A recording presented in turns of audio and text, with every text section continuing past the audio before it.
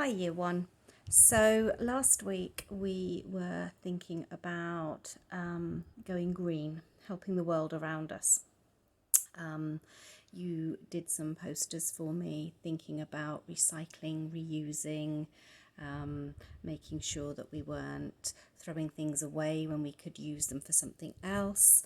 And this week we're taking it to a slightly different level. We're still thinking about our Earth, but this time we're actually thinking about the creatures on the Earth that we can help.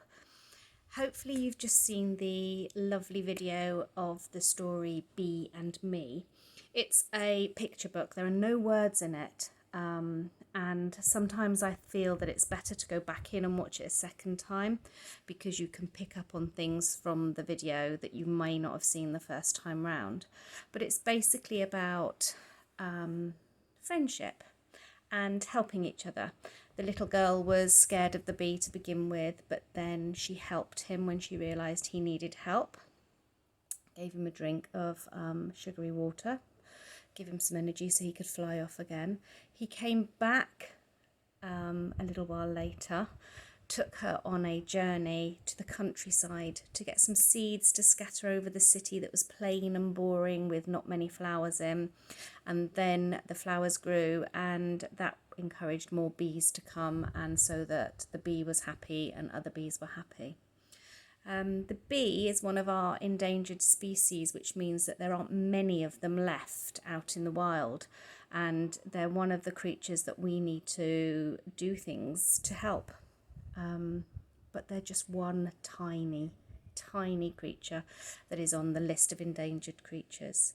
I'm actually putting a PowerPoint in on the webpage this week as well for you to have a quick look at, which explains how creatures become endangered and how they are on the list.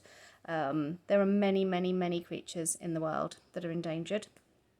For example, some rhinos, some elephants, some of the big cats are endangered, many insects, birds, fishes in the sea. There are endangered species across the entire world. So if you think back to that creation story we looked at where God put birds in the sky, butterflies, bees, insects, bigger creatures on the earth, smaller creatures on the earth, then all the sea creatures as well.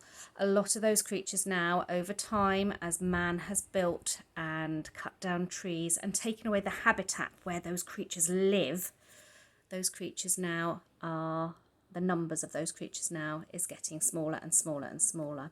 In fact, some creatures have become extinct, which means there are none left anywhere, in no zoos and not in the wild either. Okay, so what I want us to do today is to think about how we can help with that. Now, obviously, we can't go out to a jungle and help replant it, but maybe there's something we can do on a small scale, something that we can do where we live. So, for example, maybe we could make some bug hotels or put out some plants in our garden that would attract bees or some of the other insects.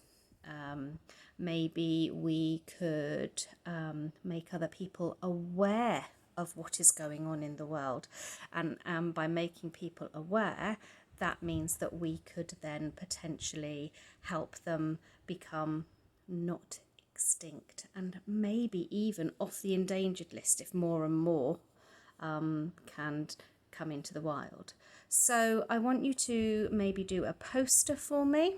I've got an example here and it's just saying save the endangered animals, and there's some examples there about saving panda and the rhino. But think about ones near us. So maybe we just take the bee today and think about all the things we could do to help bees. You might need to do a little research, you guys at home. Those of you that are in school, I'll make sure that the teachers have got some of the resources you might need to do this as well. You don't have to do bees though. I'm just saying that because that's a nice easy one to start with. You may want to look at some of the bigger animals out in the wild that are endangered. I'm going to put links to a couple of video clips on the webpage. So those of you at home, if you want to go further into it, by all means have a look. And I'm obviously going to give those resources to the teachers in school too. So you guys that are watching this in school, there are some video clips that you could see about the different habitats too. Have a think. Let me see those lovely posters, and let's see if all of us can make a tiny change by changing the minds of some of the people around us. And yes, sorry guys at home, it is another poster to go up in your house to remind everyone of things they can do, unless you're going to get really creative and make your own bug hotel and take a photo of that as well. Whatever is easier for you. Anyway, have a think about those animals and how we can help them. Okay, it's down to us. They can't always help themselves, so we've got to do it for them. Okay guys, I'll check in with you next week. Bye.